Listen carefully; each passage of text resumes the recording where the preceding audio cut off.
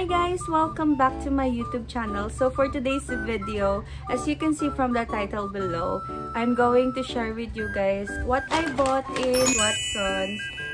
So this is what I got in Watsons, guys. Ayan. Kaya nag-splurge ang lola nyo sa Watsons. Meron lang din akong gustong i-try na mga products sa Watsons. And dahil naubusan na rin ako ng mga products, ito lahat yung napamili ko. Ito yung receipt ko, guys. Okay, so mag-start na tayo, guys. Random ko na lang silang kukunin. Itong pinakamalaki na to, ito yung nabili ko sa Watsons. So ito siya. Tissue siya, guys. Facial tissue siya. And yung pinili kong brand is yung sa Watsons. Yung quality niya kasi, guys, is maganda. So, ito yung kinuha kong brand. Fit ko na to, guys. Nabuksan ko na siya. Bali, tatlo yan. Ganyan yan, guys. So, ayan. Watsons Love My Softness. Forest friendly, 100% bamboo. Unlike sa mga tissue na nabili ko yung tatlo. So, insert ko, guys, yung favorite tissue ko. So, yun yung lagi kong binibili sa Watsons. Nakalagay, guys, sa kanya is 3-ply. So, it contains 100 sheets per box nito. Ayan. So, ito is color brown. And, ito yung pinaka nagustuhan ko sa Watsons na tissue kasi, guys, hindi siya mabilis maunit. Highly recommend na gumamit kayo ng facial tissue compare sa mga towel kasi this one is very important, especially kapag acne prone ka. Isa lang yung kukunin mong tissue, then magagamit mo na siya sa buong mukha mo, mapupunasan niya na yung face mo. Tatapon nyo na lang siya. Tatagal na to ng isang buwan. 3 beses sa isang araw ko to ginagamit. Next naman, guys, is bumili ako ng sabon. Kaya ako pumunta ng Watsons ngayon, guys, is dahil sa sabon. Kasi naubusan ako ng stock ng sabon. So, bumili ako ng Pretty Secret Milky Soft Skin Intense Whitening Bleaching Soap with kojic acid, niacinamide, arbutin, and glutathione. 13 times skin lightening. Active ingredients, paraben-free, silicone-free, made in the Philippines. So, this has 100 grams. And ngayon, ito try ko naman itong Pretty Secret na Milky Soft Skin. So, this is bleaching soap, guys. If you are not familiar sa mga bleaching soap, ay matapang po yun kasi yun po talaga yung nakakapagpabalat ng skin natin. Nagamit ko na to, guys, and papakita ko sa inyo yung itsura niya sa loob. Ayan, kinakat ko to into pieces para magamit ko siya ng matagal. Color white yung sabon niya. And yung amoy niya, amoy gatas. Alam niyo yung abo niya. Ganun yung amoy niya. And sobrang sarap nito gamitin. Kaso lang, guys, since nagamit ko na nga to, meron akong review dito. So, parang nagamit ko na siya ng 10 days na, almost. Or 15 days. And sa skin ko, guys, napansin ko, nagde-dry siya. Hindi ko pa nakita kung nag-lighten ba yung skin ko. Ang napansin ko lang dito, guys, is nakaka-dry talaga siya ng skin. So, aware dapat kayo doon kasi nga bleaching soap siya. So, kailangan lagi siyang merong partner na lotion or meron kayo moisturizer para ma-moisturize yung skin nyo whenever gumagamit kayo ng mga matatapang na sabon like this one. So dalawang binili ko, guys, kasi gagamitin ko to ng almost 2 months. So far, yung sabon niya, hindi siya ganun kabilis maubos unlike sa Kojisan.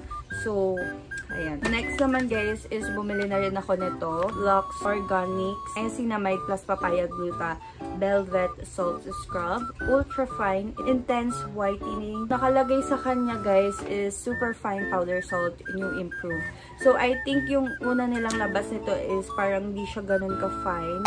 Yung salt scrub. Pero ngayon, nag-improve na daw sila. So, naubusan na kasi ako ng salt scrub, which is yung ginamit ko sa last video ko, which is yung Abone or Ebon na salt scrub. So, ito yung next na ita-try ko. Yung endorser nila, guys, is si Heart Evangelist. Wow. So, dapat pag bumili kayo nito, guys, partneran nyo to lagi ng body wash. Kasi silang dalawa yung combo. Meron pa akong ginagamit na body wash kaya hindi na ako bumili.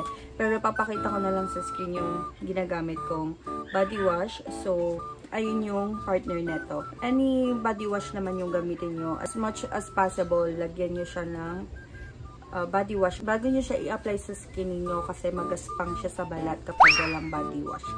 So, ayan.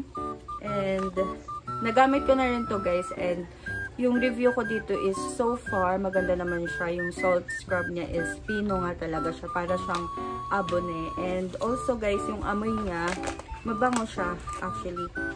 Nagustuhan ko yung amoy niya. Tatagal talaga siya sa skin mo. Sobrang bango. Parang perfume yung amoy niya. And also yung salt scrub niya guys. Yes. Fine po talaga siya. And ma-recommend ko to gamitin guys every once or twice a week.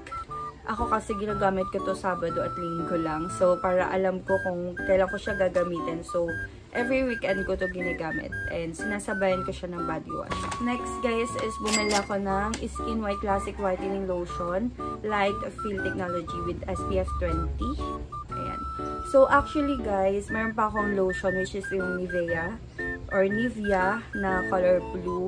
Pero, paubos na kasi yun and malakas ako mag-lotion kasi nga super dry ng skin ko and namamalat yung skin ko. So, ito guys is yung bagong bili ko. So, tatry ko to, yung Skin White soon. Pag naubos ko yung ginagamit kong Nivea, ito muna ngayon yung ito-try ko. So, this is Skin White Classic Whitening Lotion. So, next guys is Oral-B Gum Care Black Tea. So, hindi ko alam guys bakit nasama pala to sa ano kasi ang binili kong toothbrush guys is yung sa Clio. Kaya bumili nga ako ng toothbrush. So, isa din to sa reason kung bakit bumili ako sa Watsons ulit ng product. So, ayan, wala na akong toothbrush. Ayan, tatry ko to kasi naka-braces ako. Ayan.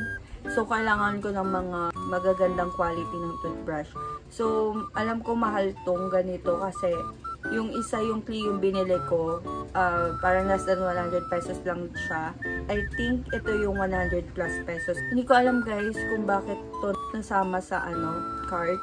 Pero alam ko kasi inalis ko to nung pinagpipilian ko yung Clio. Siguro gagamitin ko yung isa dito sa bahay, tapos ito pang travel. Ay. Next guys is bumili na rin ako ng Watsons Love My Softness Soft and Clean Round Pop. Gusto kong i-try to kasi best for makeup removal and facial cleansing siya. And naubusan na rin ako ng pang facial cleansing. That's why I got this. And pwede nyo itong gamitin as makeup removal, facial cleansing, and nail polish remover. Nagustuhan ko dito sa product na to guys, compared dun sa ginagamit kong Watsons. Ayan, yung Watsons Round Puff din. Masyado siya mabilis, mawatak-watak.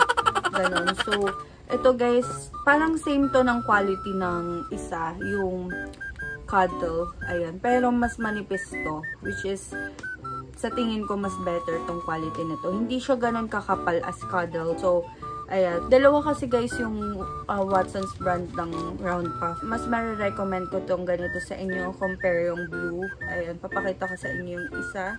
Meron akong new purchase na every time na mauubusan ako ng Round Puff. Ayan. Na-try ko na rin kasi yung Cuddle guys. And mas better talaga sa akin yung quality nito kasi masyadong makapal yun. Siyempre, partner nito is yung cleanser. I bought Eskinol Spotless Glow Facial Deep Cleanser with pure calamansi extract, micro cleanse, antibacterial formula, fades dark spots in as early as 1 week.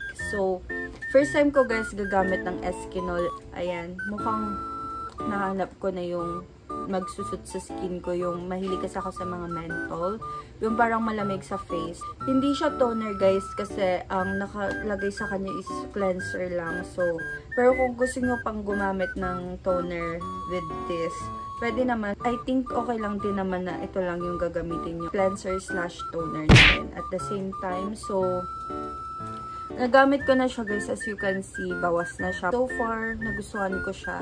Yung amoy niya, citrusy, amoy kalamansi talaga siya. And yung color niya guys, totoong green. Meron tong 225 ml. I think hindi ako mabibitin sa toner na to kasi ang laki niya. Kaya ko to kinuha guys kasi marami akong dark spots after ko magkaroon ng maliliit na bumps. So, kaya tinry ko tong Eskinol. So far, nagustuhan ko na siya kasi yung amoy niya pa lang and malamig siya sa face. Mura lang to guys. Less than 100 pesos lang to. So, next guys is this Garnier Skin Naturals Pure Active Anti-Acne Acne and Oil Clearing Foam. Fights 12 signs acne and oil. Bumili ako ng facial cleanser ko guys kasi nung last vlog ko, hindi kasi ako nakabili ng facial cleanser ko noon. So, ang gamit ko lang nun guys sa face is yung Kojisan. So far guys, sa mga oily skin, maganda siya sa face. Ang Kojisan guys, Kojic soap, is nakaka-dry siya. So, I think naging maganda yung result niya sa face ko. So, ngayon, nag-try na ako bumili ng Acne Oil Clearing Foam ng Garnier. So, ayan. Ito guys, yung pinili ko kasi oily nga yung face ko and medyo, ayan, as you can see, tinutubuan ako ng acne. So, hindi naman ako acne prone skin. Ma-prevent from pimples yung skin ko. So, that's why gusto ko mag-try ng mga anti-acne. Ayan. Last na to guys, ascorbic acid potency vitamin C. So, ito yung vitamin C na ginagamit ko guys. Ayan. So, ascorbic acid potency 500 mg sugar-coated tablet vitamin. So, 20 plus to yung binibili ko kasi gumagamit ako nito ng every month. So, every day gumagamit ako nito. So, ayan. Bumili na ako ng isang ganito. If you don't know guys kung ano yung benefits ng vitamin C sa skin, marami siyang benefits. Also, sakit din kasi akong tao to fight fever, cough, colds, ayan.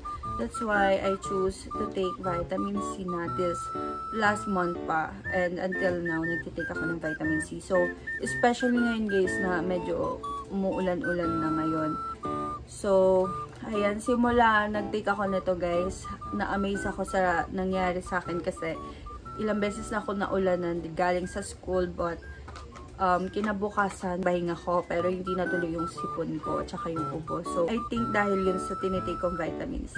I suggest guys na mag-take din kayo ng vitamin C kasi maganda yung effect niya sa katawan, especially sa skin kasi alam niyo naman ang vitamin C, nakaka-glow din siya ng skin.